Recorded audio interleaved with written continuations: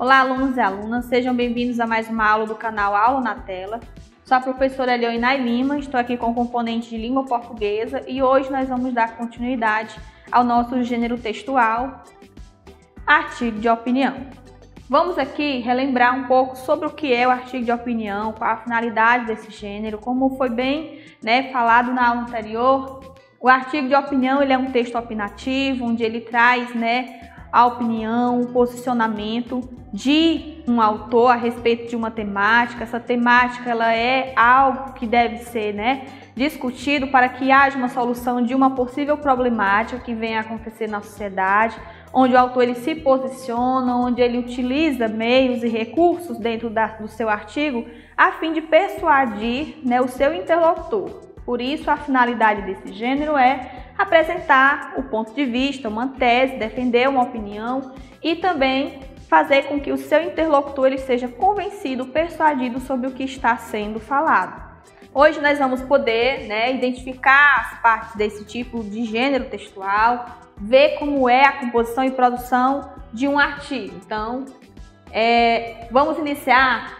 Como escrever um artigo de opinião? Como quais são as partes, o que a gente deve compreender que deve ser colocado em cada parte? Então a gente vai iniciar aqui com uma estrutura básica desse tipo de produção textual e a gente vai começar aqui falando sobre a introdução. O que vem na introdução de um artigo de opinião? Vamos lá. Na introdução, a gente vai apresentar o tema, aquilo do qual já vai se falar, tratar, e é interessante que aqui também na introdução o autor ele já se posiciona colocando a sua tese, aquilo que ele defende, de contra ou de algo que ele quer de fato se posicionar, porque aí o leitor já vai ter, ele já vai compreender sobre o que o autor quer transmitir. Nesse parágrafo também é interessante que ele tenha a ideia que é por meio dessa introdução onde ele vai prender a atenção do seu leitor, cativar a atenção desse leitor para que ele continue lendo o seu artigo. Temos aqui algumas formas de iniciar um artigo de opinião. Primeiro, por meio de citação, onde você pode estar fazendo uma citação sobre algo que venha de encontro à temática. Eu sugiro que ao utilizar esse tipo de forma na sua introdução você já tenha bastante conhecimento e já tenha de fato recolhido todas as informações sobre o que você quer defender. Por meio de definição, onde você vai definir algum conceito para poder fazer o seu embasamento na sua tese. Por meio de uma exemplificação, por meio de uma alusão histórica, fazendo aí um apanhado do que aconteceu, historicamente falando. Por meio de uma afirmação, quando você já se posiciona, que é o interessante aqui, que se faça já na introdução, e por meio de uma comparação, onde você pode comparar algo, que você identificou diferente daquilo que você espera para a resolução de determinado problemático. Vamos aqui agora para o desenvolvimento. É aqui no desenvolvimento onde o autor ele vai defender a sua tese, a sua ideia, o seu posicionamento, e ele vai apresentar alguns recursos que vai justificar, que vai dar embasamento àquilo que ele está defendendo. Então ele vai apresentar, e os recursos que serão utilizados vai depender muito de qual público o autor quer atingir, Se um público mais amplo, se é algo mais reflexivo. E dentro da estrutura é interessante que se utilize, aqui no caso tem aqui uma dica, que pode ser utilizado 2 parágrafos apenas para o desenvolvimento, porque ele vai dar mais argumentação e fundamentação àquilo. Porém, são sugestões. Então aqui nós temos alguns tipos de argumentos que podem ser interessantes para você fazer o seu desenvolvimento. Como, por exemplo, a exemplificação, você pode fazer uma exemplificação daquilo que você está apresentando e do que já aconteceu. E tem a questão da enumeração também, quando você acaba recolhendo maiores recursos para que você possa embasar aquilo que você está falando de uma maneira que você dê a entender ao seu leitor que é algo que já vem acontecendo. Termos comparativos, quando você compara uma situação com outra. Causas e efeitos, mostrando as causas ou consequências, por que aquilo está acontecendo. A evolução histórica, né, como que essa problemática ou essa temática já está sendo trabalhada e vindo aí por meio do que já se conhece sobre o assunto. E a contraposição, que é quando você se posiciona contra, né, uma ideia ou uma opinião que já, no caso, existe, e você vai argumentar e justificar por que você está sendo contra determinada opinião. E por último, a gente tem a conclusão. Na conclusão, a gente faz a retomada das ideias para que a gente possa firmar mesmo. Por isso que é interessante que você nunca fuja do tema, é interessante que se você defende algo na introdução e argumenta para isso, você finalize, né, se posicionando da forma como você quer, que você vem defendendo ao longo do seu texto, e aí fazer a sua confirmação, encerrando assim o debate. E é interessante que aqui, nessa parte da conclusão, você vai apresentar uma proposta de intervenção social para que essa problemática ela seja resolvida. Não adianta no seu artigo de opinião apenas você lançar o problema ou você dizer a sua opinião. Você, além dos argumentos, você precisa também procurar uma forma e dar a sua sugestão de como melhorar determinada situação. Então, quais são as dicas de conclusão que eu trago aqui? Primeiro, deixe a sua proposta de intervenção explícita no texto, para que o seu leitor ele saiba o que você está sugerindo que se faça para resolver determinado problema. Outro, não fuja do foco, defenda, argumente, se posicione, mas lá na sua conclusão você feche defendendo aquilo que você acredita. Pense em viabilidade. O que é pensar em viabilidade? É você procurar uma maneira de solucionar determinado problema de forma viável. Não adianta eu dizer, dar uma sugestão de algo que é impossível de acontecer. Então tem que ser uma sugestão que seja viável, né, aos seus olhos e também que venha beneficiar aqueles que estão prejudicados, dependendo da temática. Volte sempre para a proposta de intervenção. Então, nesse caso aqui, vocês irão finalizar o texto de vocês, o artigo de vocês, apresentando aí, fazendo o fechamento, apresentando a solução para o que você abordou. Vamos agora fazer uma análise de um artigo de opinião e aqui eu vou pedir a ajuda de vocês para que juntos a gente possa fazer a leitura do artigo. Violência e futebol. Aqui é um artigo de opinião, né, que foi aí, já vem no caso identificando quem foi o autor desse título, que é de Jaci Silva de Souza. Ele é professor e esse artigo ele foi publicado em 30 de agosto de 2017. Diz o seguinte: é cada vez mais notório e triste o esvaziamento dos campos de futebol e os porquês são claros no momento em que vemos a violência a campear nos estádios, fora deles e nas redes sociais. É comum, agora, em qualquer derrota ou mau resultado, a agressão a dirigentes, jogadores e comissão técnica de forma direta. Torcedores estão se tornando bárbaros, prontos a agredir com palavras e fisicamente qualquer integrante do espetáculo esportivo e até quem está fora dele. Muitos parecem não temer a justiça, a polícia ou qualquer forma de repreensão e aproveitam o momento de uma derrota do seu time para satisfazerem egos bestiais de ignorância plena e sem sentido. É triste ver torcedores transformarem as imediações dos estádios em campos de batalha, em guerras travadas, às vezes até entre membros de uma mesma cor clubística. O pior de tudo é que há mentes que atribuem o esvaziamento dos campos de futebol à proibição de bebida alcoólica no interior das arenas. O futebol, infelizmente, está perdendo os verdadeiros torcedores para doentes, pessoas que vêm transformando momentos da magia fenomenal e tão belos do esporte em palcos para agressões bestiais. do jeito que a coisa vai, poucas serão as pessoas sérias que participarão deste belo teatro do futebol, diante dos horrores da agressão, da destruição sem piedade.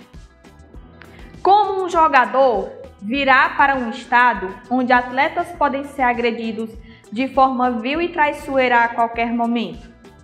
Treinadores saíram de nosso estado acossados por doentes travestidos de torcedores. Para onde vai nosso futebol? Quem vai pagar pelo esvaziamento? Então, observem que o autor ele se posiciona sobre uma temática. A gente vai agora observar de forma mais detalhada, fazermos aqui a análise sobre alguns aspectos que a gente pôde identificar por meio desse artigo. Então vamos lá. Releia o trecho do primeiro parágrafo no qual se apresentam o tema e a tese. Olha só que no primeiro parágrafo a informação ali que fala já é que apresenta o tema e a tese. Vamos lá. É cada vez mais notório e triste o esvaziamento dos campos de futebol e os porquês são claros no momento em que vemos a violência a campear nos estádios, fora deles e nas redes sociais. Então aqui é o primeiro parágrafo. A pergunta é: qual é o tema, ou seja, o assunto, o problema discutido no artigo de opinião? Vamos pensar aí. Quem respondeu?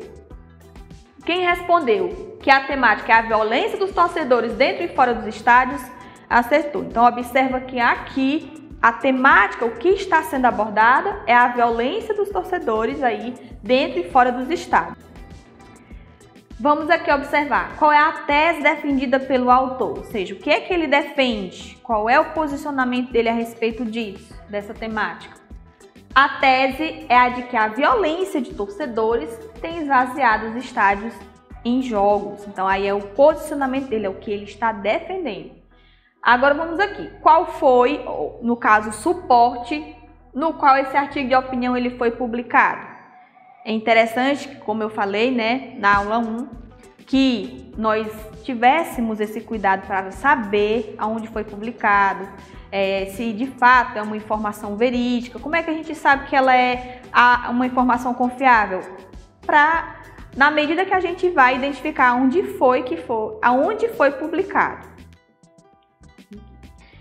Pronto, qual o suporte onde esse artigo foi publicado? Diário do Nordeste, no caso o nome aí do jornal, e aí tem aqui, ó, a data em que foi publicado, 30 de agosto de 2017, e também tem a disponibilidade do site para que se possa verificar de fato se essa informação ela é verídica. Então, a gente vai identificar suporte é onde a informação ela está inserida.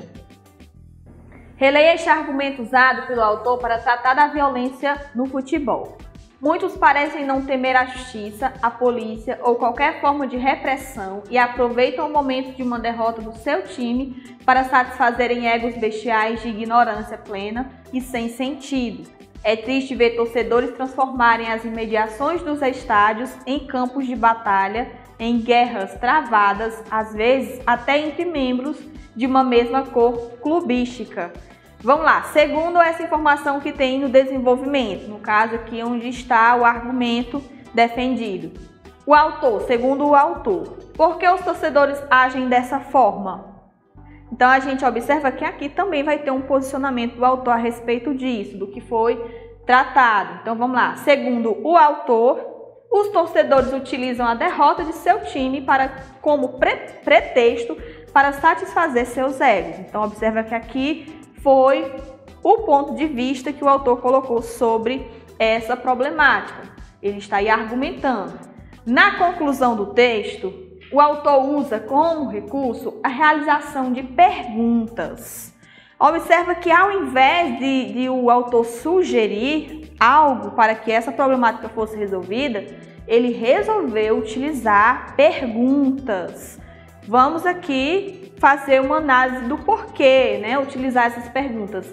Alguma pergunta remete à solução do problema? Alguma das indagações que ele fez no final do texto remete a alguma solução do problema? Vamos ver. Não. Nesse caso, qual foi o intuito do autor em utilizar as perguntas no final do seu artigo? Ele apresenta reflexões que dão ênfase aos seus argumentos anteriores em defesa de sua tese, fazendo com que os seus leitores eles tirem por si só as conclusões por meio daquilo que ele expôs. Então observa que ao invés de ele dar uma solução pronta, ele chama os seus leitores a refletirem sobre isso e por meio dessa reflexão, nós como leitores, utilizássemos aí também a nossa opinião para achar uma possível solução para isso.